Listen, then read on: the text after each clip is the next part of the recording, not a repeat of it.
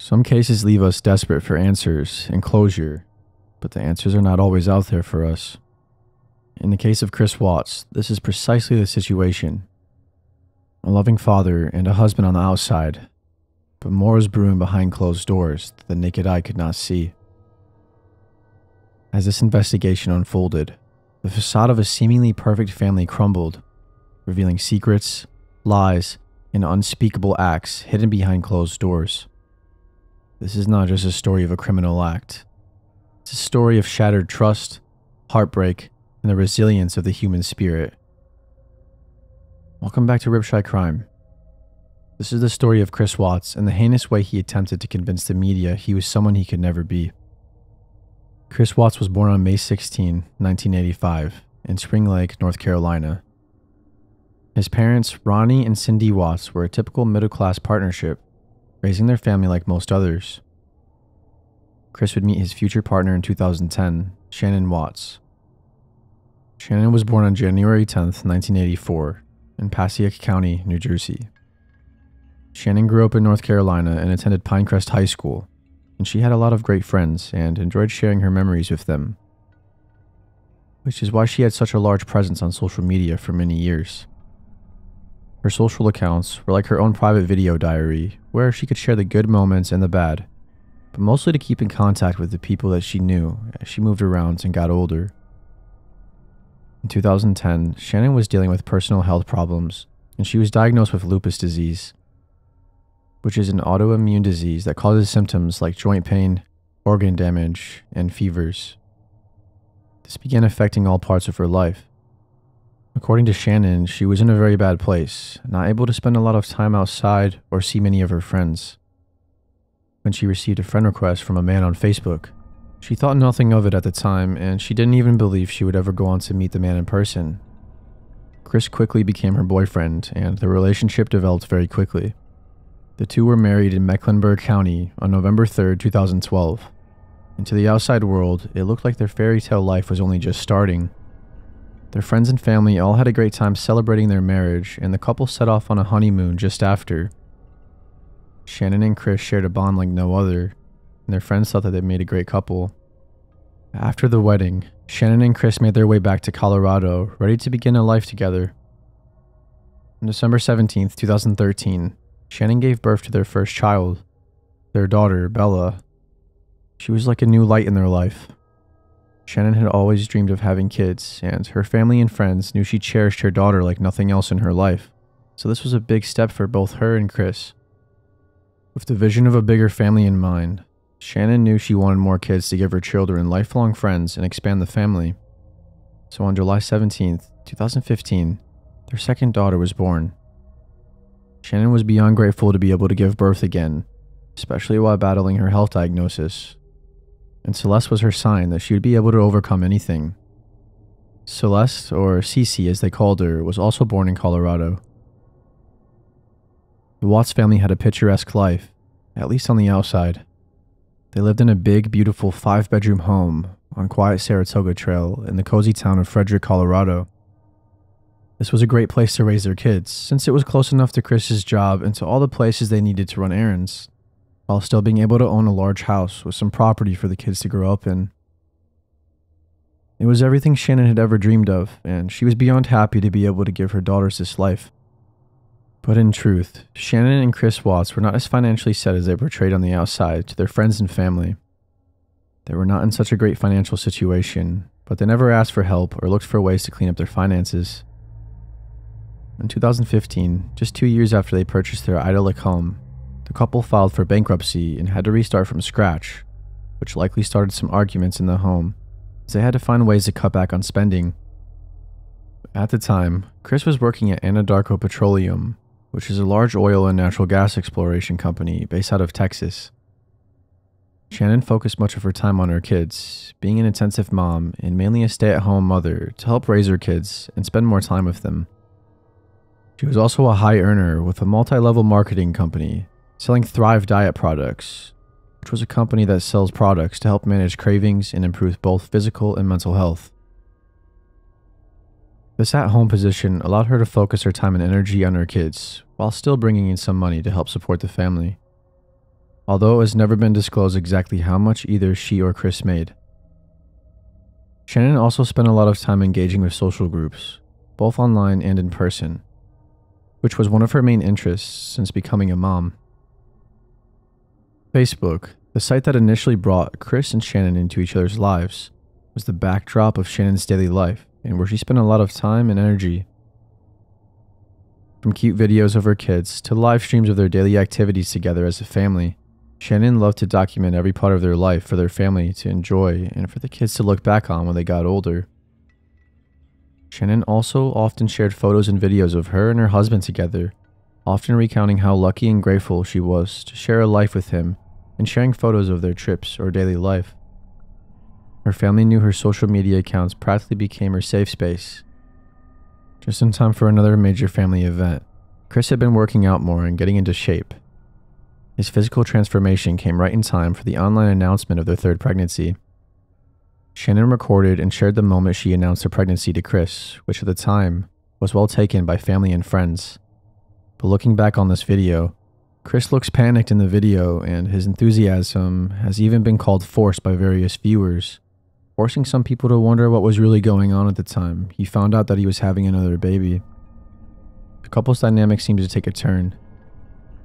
In the summer of 2018, Shanann began to notice that things were changing between her and her husband, even telling her friends that she didn't know who he was anymore. She couldn't recognize him.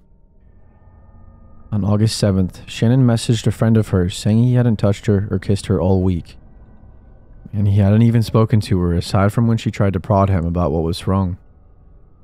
According to Shanann, they had never had problems in their relationship before this, and this seemed to come out of the blue. Later this year, Shanann was planning to have a gender reveal party for her baby, which she already knew was a boy, but had not yet shared with her family. She even already had a name in mind for him, Nico. But as the relationship only got worse, Shanann made the decision to cancel the party, knowing she couldn't put on a fake happy face when something was going wrong in their personal lives. For now, the party was postponed so they could overcome this chapter in their lives in private. Shanann knew she and Chris needed some time apart before their issues escalated further. To take some time apart and cool off before retouching on their issues, Shanann took her two girls to visit their grandparents in North Carolina without Chris. This was no short trip, however. Shanann planned 5 weeks away to give him space and give the girls and herself some time out of the house while he was acting so quiet. Throughout these 5 weeks apart, Shanann told her parents that Chris rarely called to check in, even on his daughters. Regardless, Shanann still found ways to enjoy the time with her family and wanted her daughter to be separated from whatever their father was going through. After their 5-week trip, Shanann and the girls returned home. Just a few days later, on August 9th, Shanann leaves with some friends to travel to a work conference for the weekend.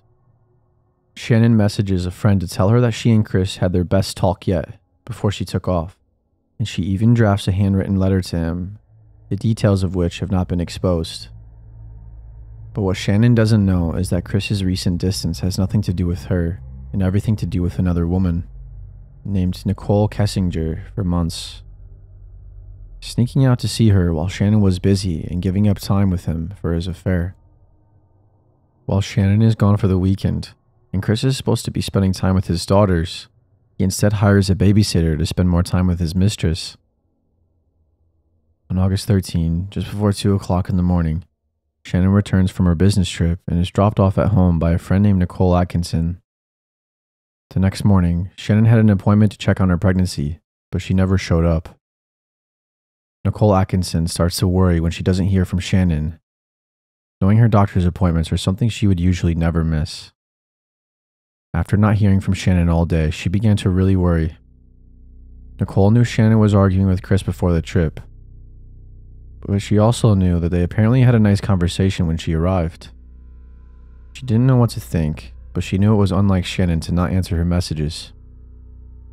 After not hearing from her for a little longer, Nicole went by their family home to see if Shanann was around, but she found no one. This is when she called Chris, who was at work, and the Frederick Police Department to report her missing. A Frederick police officer arrived at the house not long after to conduct a welfare check around 1:40 p.m. During the welfare check, Christopher arrived home to speak to the officer and gave them permission to check the house. Inside, they found the family dog unharmed, but no sign of Shanann or either of their daughters.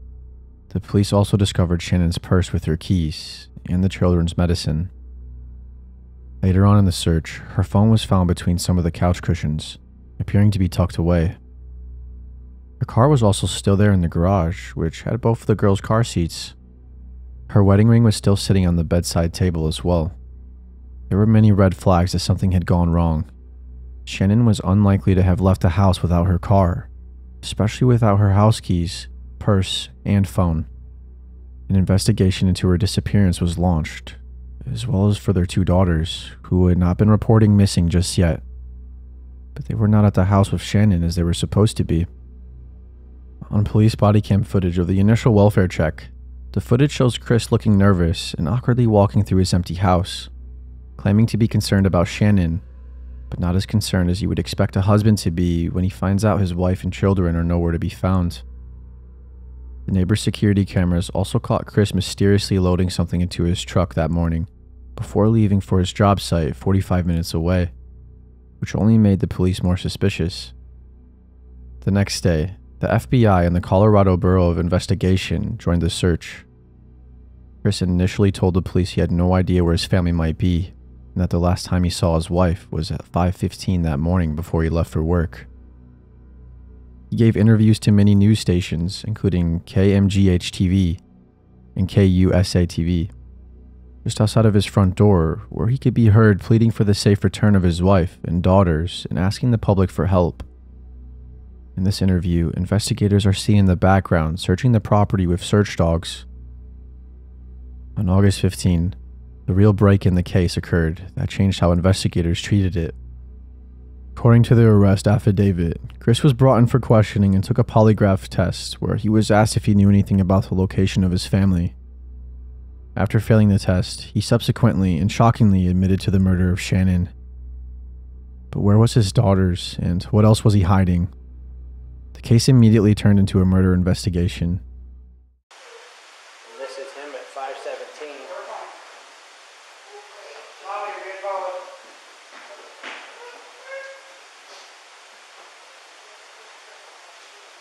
We usually park out there on the side. I just want to get everything back in. Be easier, so lugging everything out there, all the tools that I had to bring in.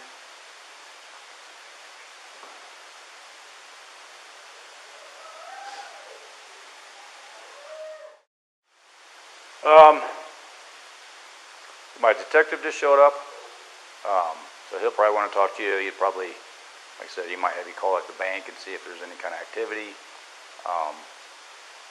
Because if there was any sort of action out there, His camera's I would have got it. Like Right. we had issues the other week when people were stealing stuff out of like garages and stuff like that, and I had parked my truck I right had here. to park right here. Yeah. So So you someone, can see if I could anything see where happened. someone tried to jimmy with a flathead screwdriver over there. And it was, He's not acting right at all. No. He's never fidgety. He's never... For some time after this, Chris continued to play clueless in front of the media. He frequently dodged questions and even created a narrative where Shanann had killed her two daughters herself. Chris played a character, telling the media and those who would believe him that Shanann was a terrible mother, while he was the superhero dad. According to Chris, Shanann was a demanding and frigid mom with no heart for her children or Chris, and was controlling her kids' life decisions and other things like diets. Chris, however, claimed that he was a dream dad, always taking his kids to the park and keeping their photos in his wallet and his car, and loving them both unconditionally. This persona played a big role in the investigation, and there was a lot of controversy over whether Chris was to be believed or not. But after his arrest on August 16, Chris was fired by his company, which was clearly not on his side. It was on this day that Shanann's body was found, on the property of Anadarko Petroleum Corporation. Shanann was found buried in a shallow grave and had already been dead for days. Just days later, the daughters of Chris and Shanann were found in oil tanks near where Shannan's body was dug up. Both Bella and Celeste had been pushed through a hatch at the top of different oil tanks, with their lids being only 8 inches wide. According to the medical report, Bella had scratches all over her body, and one of the hatches had a tuft of blonde hair still stuck in it. Shanann was 15 weeks pregnant at the time of her death, and the autopsy report showed that, while in her second trimester, her decomposed fetus was expelled from her uterus as an effect of her brutal murder. The findings of their bodies completely changed the course of the investigation. When the findings were presented to Chris, he was clearly in shock. Before speaking to police, or even a lawyer, he asked to speak to his father. According to Chris, during this conversation with his parents, they encouraged him to play the role of the victim and argued that he was subjected to emotional and mental abuse from Shanann during their marriage. It's unclear whether Chris's parents believed he killed Bella and Celeste or not, and whether they believed what he said about Shanann being the one to take their lives. But authorities also knew Chris was having an affair when Nicole Keshinger came forward, the mistress he had been sneaking around with. According to Nicole, she knew Chris had a wife, but he told her he was planning on leaving her so they could be together. Nicole was also told that Chris and Shanann had been planning on separating for some time already, so Nicole didn't feel horrible knowing she was with a married man. But Nicole didn't come forward right after Shanann was found dead. She was too worried about what backlash she would face for being the mistress that pushed a man to murder. In the days after the murder, Nicole's search history found searches including, "Did people hate Amber Faye?" which is the woman who was having an affair with the infamous serial killer Scott Peterson, a man who murdered his wife and unborn child. But once the news broke, Nicole cooperated with the police to help them close the case. Following her testimony, Nicole was placed into witness protection and allegedly changed her identity for safety reasons. During the investigation, Chris claimed that Shanann strangled her children after he asked her for a separation. He claimed she was in a fit of rage and was inconsolable after finding out he no longer wanted to be with her. On August 21st, Chris was charged with 3 counts of first-degree murder, including an additional count per child for the death of a child who had not been yet attained 12 years of age, and the defendant was in a position of trust. He was also charged with unlawful termination of a pregnancy and 3 counts of tampering with an already deceased body. Chris was denied bail during his first court appearance, but from what I understand, his bail was set to $5 million later in another court hearing, with him required to put down at least 15% in order to be released. On November 6, 2018, Chris pled guilty to the murders. Although he admitted little information about the course of his murders, there was evidence tying to the events of that dire night, and it was clear to the prosecutors what he had done. Shannon's family requested not to have the district attorney try him for the death penalty, who did not want any more deaths. Chris accepted a plea bargain. On November 19th, Chris was handed 5 life sentences, 3 consecutive and 2 concurrent, without the possibility of parole at any point. He also received an additional 48 years on top of this for the unlawful termination of Shannon's pregnancy and another 3 years for tampering with deceased bodies. It took months for the full details of Chris's case to be released to the public, and most of these details were only released after he was admitted to prison, since his initial confessions included very few details. In February 2019, more information was released that explained the entire story of what really happened that night. According to this affidavit, Chris and Shannon's marriage was long gone before the murders, and Chris had already been ready to leave the relationship for some time. On the night Shanann returned from her business trip, she and Chris were still overcoming an argument that they had before she just left, just a few days earlier. Just hours after Shanann had returned home and gotten just a few hours of sleep, Chris woke her up in the early hours of the morning to have yet another discussion. Shanann thought everything had been resolved, but Chris had other plans. This time, when Shanann was likely asking Chris why he had been so distant and why their marriage was deteriorating, he admitted to his affair. Shanann was in shock, but to Chris, this was perfect. He wanted a separation so he could be with this other woman forever, having the opportunity to still raise his kids without needing to be with Shanann, which was apparently not what he wanted anymore. But after hearing this, Shanann calmly explained to Chris that they were going to have a separation, but that she would have full custody of both their daughters no matter what. This is what sent Chris into a rage and led to the events that happened only moments after. According to Chris, he went into Bella's room and smothered her with a pillow, then continued into his other daughter's room to do the same, Before even having the argument with Shanann, he knew Shanann would react the way she did, and Chris, as unstable as he was, wasn't willing to have his daughters taken from him. Back in his own room with Shanann now, Chris told her he was leaving her, and then strangled her to death. To this day, he claims he remembers seeing the horror on her face. After Shanann had already passed, Bella and Celeste had allegedly woken back up and came into their parents' bedroom, where they begged Chris to take their mom to the hospital to get her help. Then Chris puts both of his kids in his back seat of his car and Shanann in the trunk. Once at the job site, Chris gets out to bury Shanann, and even though his daughters attempt to flee from him, he horrifyingly smothers them both again before disposing of their bodies in oil tanks. These confessions of the details made the case of Chris even more terrifying. While behind bars, Chris wrote handwritten letters detailing the events of that night, including the fact that he had a darkness inside of him that had finally won. In these letters, Chris says that he feels like he could kill anything and feel justified in doing so. I put the blanket over her head. And that's how she passed. Couldn't breathe. I put the blanket over her head. I didn't want to. No.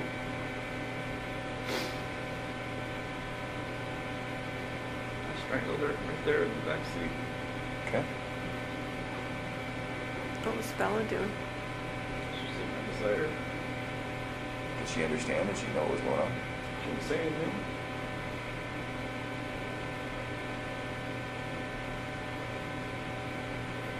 And then the same for Bella? Just without a blanket? With the blanket. Oh, okay. I didn't look. It's like every time I closed my eyes, I just hear her saying, "Daddy, no," and that was it. That's what Bella said. I hear that every day. Do you really?